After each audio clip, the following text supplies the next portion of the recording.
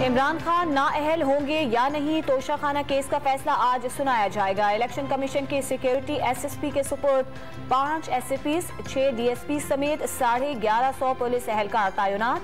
Red zone में दाखिला महदूद, कारकुनान कमीशन नहीं आ सकेंगे। इमरान खान का एक बार फिर चंद रोज में मार्च की कॉल देने का ऐलान।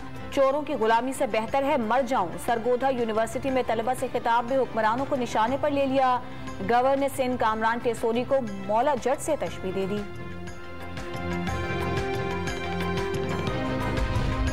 इमरान खान चोर डाकू का सर्टिफिकेट बांटते रहे, कौम का हशर नशर कर दिया। वजीर आजम शहबाज शरीफ बरस पड़े।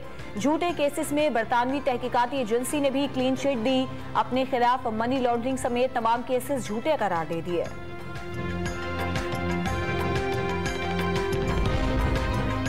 लाहौर की अदालत ने इंतशार अंगेज तकरीर मुकदमे में कैप्टन रिटायर्ड सफदर के वारंट गिरफ्तारी जारी कर दिए। हाजिरी मुआफी की दरखास्त मुस्तरद।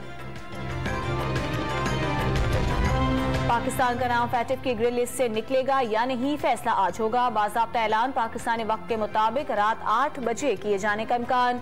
पाकिस्तान ने FATF इजलास से कबल भारतीय मीडिया की मुखालिफ मुहिम मुस्तरद कर दी।